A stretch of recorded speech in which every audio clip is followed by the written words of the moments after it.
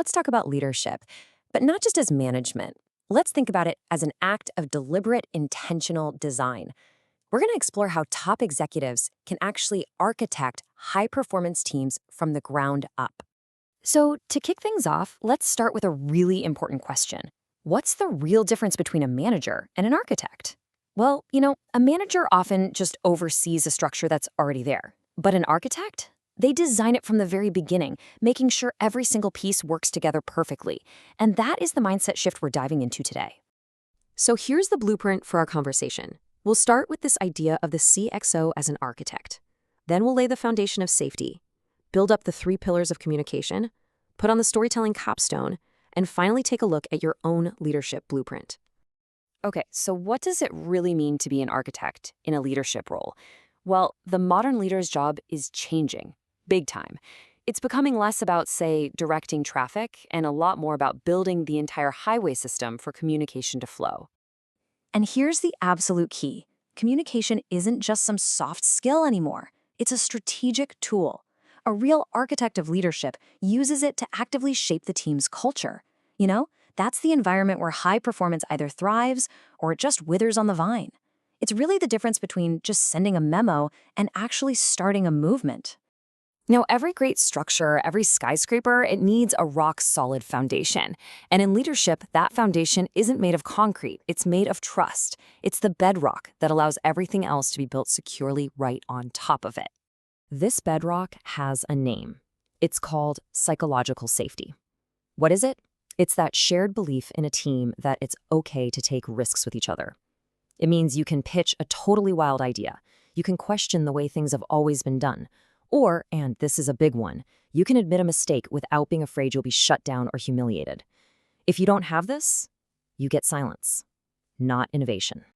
And when you get that foundation of safety right, when it's really strong, that's when the magic happens. Creativity just flourishes because people aren't afraid to try something new.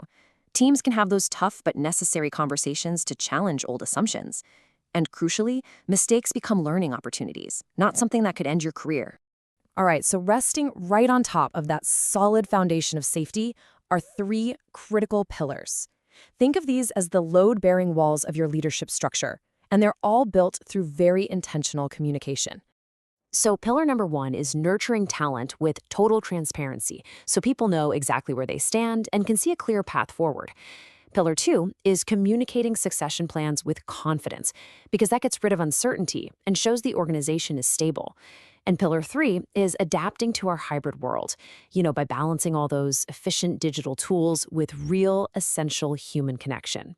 Now, for the final piece of our architecture, the capstone.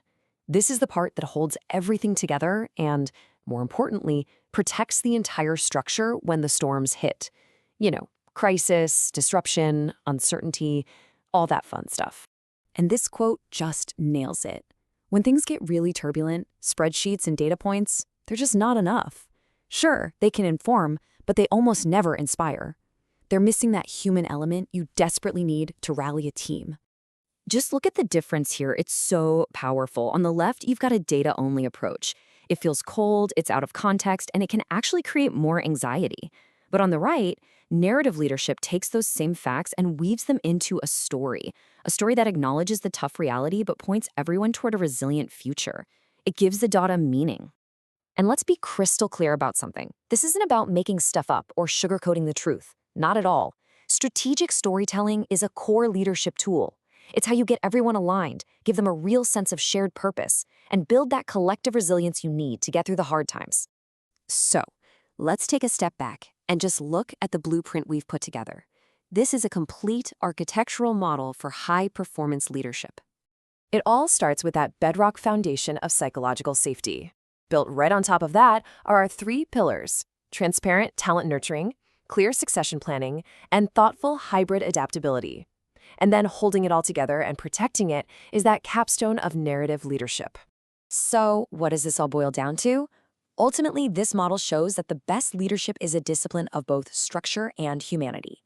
The whole point is to build teams that aren't just efficient, but are truly aligned, deeply inspired, and incredibly resilient. And that leaves us with one final and pretty personal question.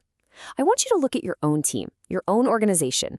Are you just managing a building that's already there, or are you being the architect? Is your team's structure really built to last?